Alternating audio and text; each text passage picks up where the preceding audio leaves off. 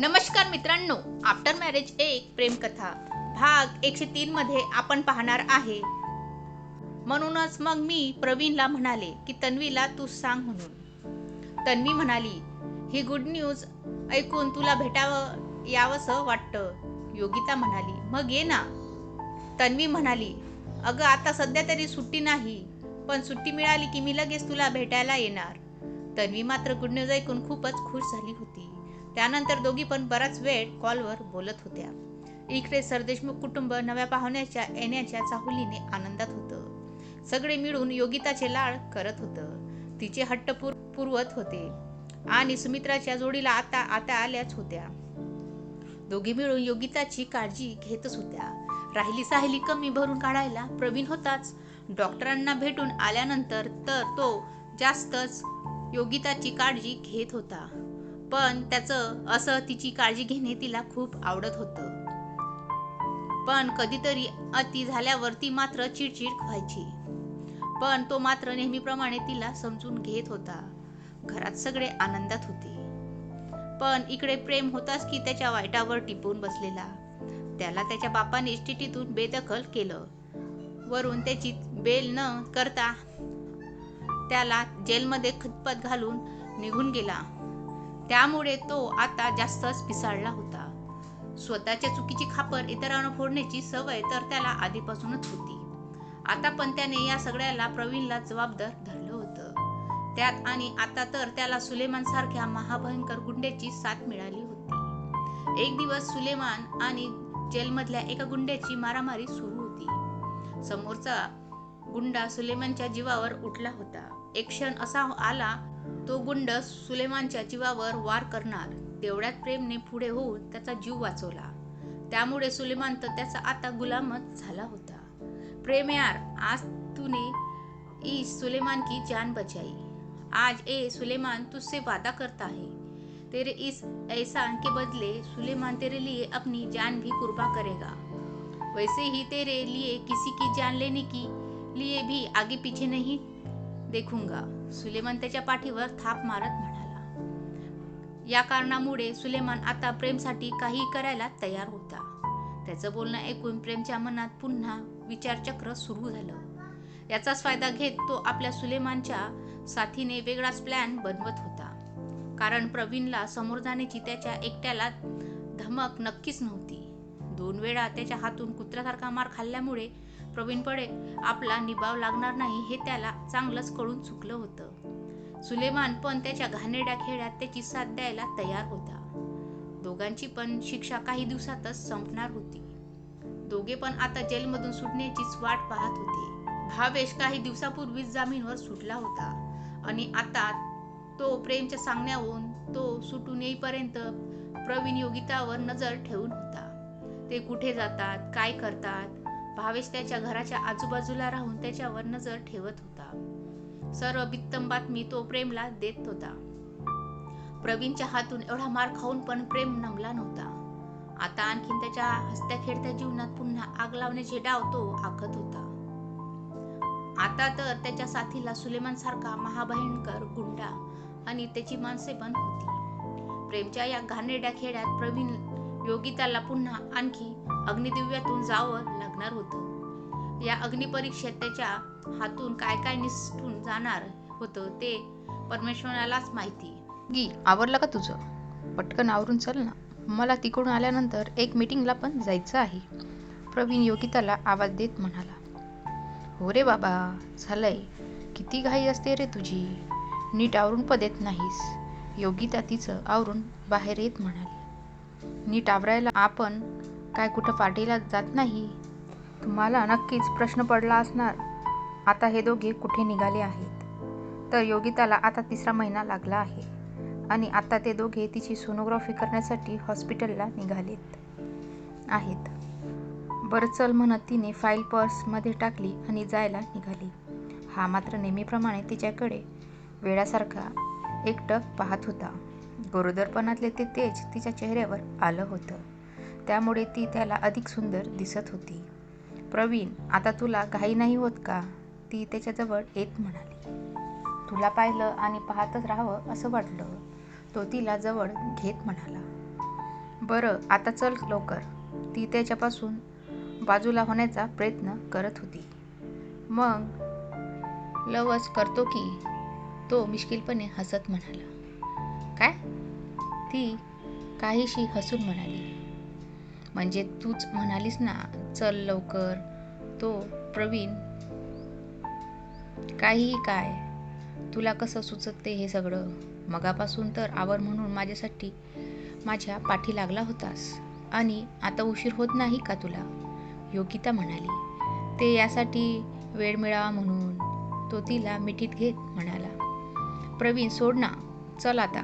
ती स्वतःला त्याच्या विखाड्यातून सोडण्याचा प्रयत्न करत होती. एकीच दे मग सोडणार, तो तिच्या ओठावर नजर रोखून हट्टाने म्हणाला. तशी ती लाजून खाली पाहू लागली. तसा त्याने तिचा चेहरा ओंजळीत घेऊन अलगद तिच्या ओठावर ओठ टेकवले. दोघे पण एकमेकांमध्ये हरवून गेले. थोड्या वेळात दोघे हॉस्पिटलला येऊन पोचले. त्याने अपॉइंटमेंट घेऊन ठेवली होती. पुढे 2 नंबर होते. त्यानंतर योगिताचा नंबर होता. योगी, आज आपला बेबी स्क्रीनवर दिसेल ना ग? योगिता म्हणाली. काय नुसतं? तुला आनंद नाही झाला? मी तर बाबा खूप एक्साइट आहे आपल्या बेबीला पाहायला, प्रवीण म्हणाला. मला पण आनंद झाला रे, पण भीती पण वाटते. सर्व ठीक असेल ना? योगिता चिंतेत म्हणाली. योगी, बी पॉझिटिव्ह, सर्व ठीक असणार, प्रवीण तिला धीर देत म्हणाला. तिची पहिलीच वेळ असल्यामुळे योगिता भीती रास्त होती, पण तो तिला धीर देत होता. त्याचा अंश तिच्या उदरात दिसा माशाने आकार घेत होता आणि आज तो त्याला पाहायला मिळणार होता. याचा आनंद त्याच्या चेहऱ्यावर विलसत होता. थोड्या वेळेत दोघे पण आत आले. डॉक्टर मॅडम योगिताला चेकअपसाठी आत घेऊन गेल्या. हा मात्र बाहेर एरझाऱ्या घालत होता. त्याला पण आता योगिताप्रमाणे सर्व ठीक असेल ना याची काळजी लागू लागली होती. थोड्या वेळाने डॉक्टरांनी त्याला आत बोलवलं. सर्व ठीक आहे, बाळाची वाढ पण छान होत आहे, डॉक्टर मॅडम म्हणाल्या. त्यानंतर त्यांनी त्याला स्क्रीनवर बेबी दाखवलं. तो छोटासा मांसाचा गोळा पाहून त्याच्या डोळ्यात आनंद मावत नव्हता. तो एकदा स्क्रीनवर तर एकदा योगिताकडे आनंदाने पाहत होता. तिला पण समोर स्क्रीनवर तिचं बाळ दिसत होतं. तिचा चेहरा पण आनंदाने फुलला होता. दोघांच्याही चेहऱ्यावर जगातलं सर्वात मोठं सुख मिळाल्याचा आनंद विसलत होता. त्यानंतर डॉक्टरांनी तिला औषध गोळ्या लिहून काळजी घ्यायला सांगून जायला सांगितलं. दोघे पण खूप खुश होते. प्रवीण, मला भूक लागली, ती तोंड बारीक करत म्हणाली. आज सोनोग्राफी करायची होती त्यामुळे तिने सकाळपासून काही खाल्लं नव्हतं. योगी, मला ठाऊक आहे तू सकाळपासून काही खाल्ले नाही. चल पुढे हॉटेल आहे, तिकडे जाऊया, तो कार स्टार्ट करत म्हणाला. थोडे पुढे गेल्यावर अचानक त्याला एक गाडीचा कोणीतरी पाठलाग करत असं जाणवलं. त्याने कार साईडला घेतली. मागे पुढे नजर टाकून पाहिलं तर कोणी नव्हतं. प्रवीण, काय झाले? तू अशी मध्येच गाडी का थांबवलीस? नाही अगं, ते हॉटेल कुठे आहे ते जरा आठवलं नाही म्हणून, त्याने तिला सांगायचं टाळलं. त्याने एक वेळ तिच्या निरागस चेहऱ्यावर नजर टाकली आणि पुन्हा कार स्टार्ट केली. थोड्या वेळातच ते दोघे पण तारकीत हॉटेलमध्ये पोचले. त्याने तिला विचारून तिला तिच्या आवडीचे जेवण ऑर्डर केले. ती पण खूप खुश होती. तो तिच्या चेहऱ्यावरचा आनंद टिपण्यात हरवून गेला होता. थोड्या वेळात जेवण करून आईस्क्रीम घेऊन ते दोघे पण हॉटेलमधून बाहेर पडले. आज पण दोघांनी कारमध्ये बसून एकमेकांना भरवत आईस्क्रीम खाल्लं. प्रवीण, स्क्रीनवर इतुकसं आपला बेबी क्यूट दिसत होतं ना? योगिता म्हणाली. हो, अगदी तुझ्यासारखं स्वीट, तो तिच्या पोटावर हात ठेवत म्हणाला. योगी, तुला काय हवं, बेबी गर्ल का बॉय? प्रवीण म्हणाला. मला काहीही चालेल, पण तुला काय हवे आहे? ती त्याच्याकडे पाहून भुवया उचवत म्हणाली. मी तर आधीच सांगितलं ना, मला तुझ्यासारखी गोड परी हवी आहे, तो तिचं नाक पकडत म्हणाला. आणि मुलगा झाला तर? योगिता म्हणाली. तोही चालेल, माझ्यासारखा हँडसम बॉय. तो कॉलर टाट करत म्हणाला. मला खरं तर तुझ्यासारखा गोड मुलगा हवा आहे. तर म्हणतात की बाळाची आई जो विचार करते तेच होतं, योगिता म्हणाली. आता हे तुला कोणी सांगितलं? प्रवीण म्हणाला. ते तू बुक्स आणून दिली आहेत ना, त्यात वाचलं मी, योगिता म्हणाली. मग तर तू गोड परीचीच विचार कर, प्रवीण म्हणाला. प्रवीण, अरे असं आपण ठरवून विचार नाही ना करू शकत, योगिता म्हणाली. बरं, तुला जो विचार करायचा आहे तो कर. ते जे पण असेल ते आपल्या प्रेमाचं प्रतीक असेल, तो तिच्या पोटावर ओठ टेकवत म्हणाला. तीही त्याच्या केसातून प्रेमाने हात फिरवत होती. त्याच्या जीवनात भरभरून सुखाची बरसात होत होती. दोघांनाही हे सुखाचे क्षण बंद मुठीत घट्ट पकडून ठेवावेसे वाटत होते. आनंदाने तिचं मन भरून येत होतं. नकळत तिच्या डोळ्यात आनंदाश्रू जमा झाले. योगी, काय झाले? तिच्या डोळ्यात पाणी, तो काळजीने म्हणाला. अरे, हे आनंदाश्रू आहेत प्रवीण. आपलं बेबी आल्यावर पण माझ्यावर तुझं प्रेम असंच राहील ना, योगिता भरल्या नेत्रांनी म्हणाली. योगी, हे काय विचारणं झालं तुझं? बेबी आल्यावर तुझ्यावरच माझं प्रेम कमी होईल का, असं का वाटलं तुला? अगदी आपण दोघे म्हातारे झालो ना, तरी माझं प्रेम असेलच राहील, तो तिला हसवण्यासाठी डोळे मिचकावत म्हणाला. म्हातारं होईपर्यंत? बोलून ती हसली. म्हणजे कसं, थांब मी तुला सांगतो.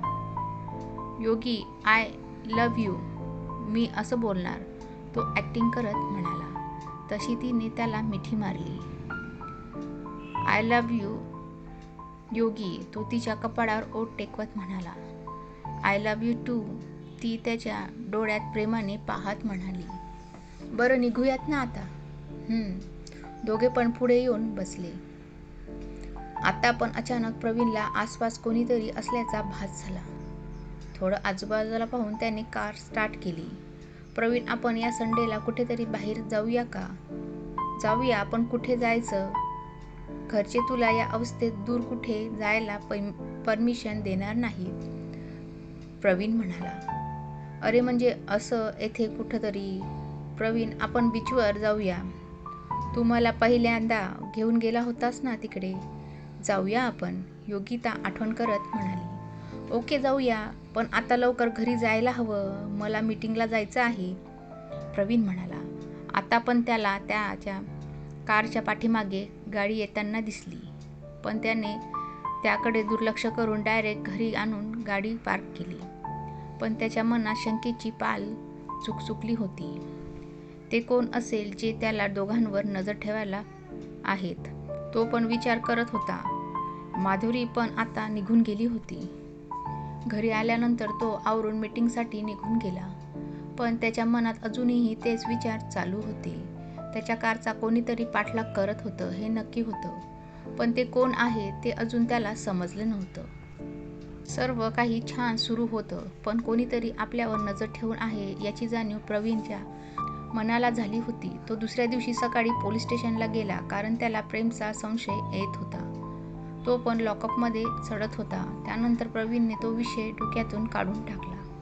आज योगिता आणि दोघे बाहेर निघाले होते. रोज घरी एकटीच बसून ती बोर झाली होती. प्रवीण त्याचं आवरून गाडीत तिची वाट पाहत बसला होता. तेवढ्यात ती त्याला समोरून येताना दिसली. आज तिने रेड आणि ब्लॅक कलरची कॉम्बिनेशन असलेली डिझायनर साडी नेसली होती. तिच्या गोऱ्या रंगावर हे कॉम्बिनेशन खूपच उठून दिसत होतं. ओठावर पिंक कलरची लिपस्टिक, हलकासा मेकअप, साडीवर साजेसे नाजूक मंगळसूत्र तिच्या सौंदर्यात भर टाकत होते. आज त्याच्या नजरेवर ती अजूनच सुंदर दिसत होती. याची मात्र नेहमीप्रमाणे तिला पाहूनच विकेट गेली. ती कारचा डोअर ओपन करून त्याच्या बाजूला येऊन बसली. अजूनही तो एकसारखा तिच्याकडे पाहत होता. प्रवीण, बस ना आता, अजून किती वेळा असाच पाहत राहणार आहेस, ती लाजून म्हणाली. योगी, आज तू नेहमीपेक्षा खूप सुंदर दिसतेस, तो तिच्या डोळ्यात हरवून गेला. हे तू नेहमीच बोलतोस, ती हसून म्हणाली. हो का, मग आज काहीतरी वेगळं करायला हवं.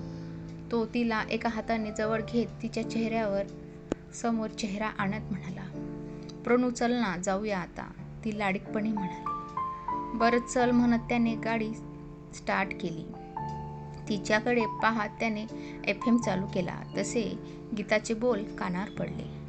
आए हो मेरी जिंदगी में तुम बहार बनके, आए हो मेरी जिंदगी में तुम बहार बनके.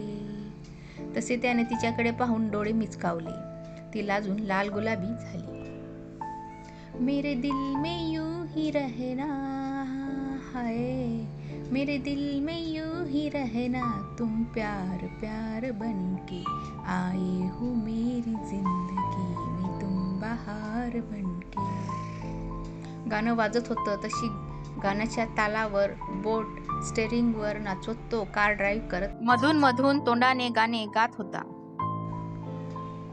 योगिताला मात्र त्याची ही रोमॅन्टिक अदा पहिल्यांदाच पाहिली होती. तेव्हापासून खूप आवडत होती.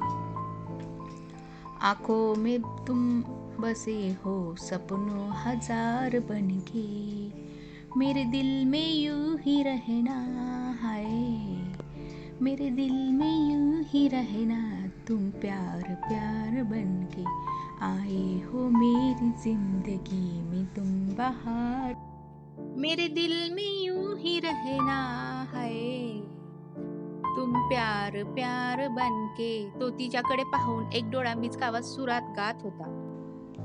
आपली कथा आता शेवटच्या वळणावर आली आहे. माहित नाही पुढे ही कथा कशी आणि काय वळण घेईल, पण एक मात्र नक्की आहे, शेवट नक्की गोड होईल. आणि येणाऱ्या पुढील भागामध्ये काय होईल ते नक्की बघा आणि कमेंटमध्ये मला जरूर कळवा.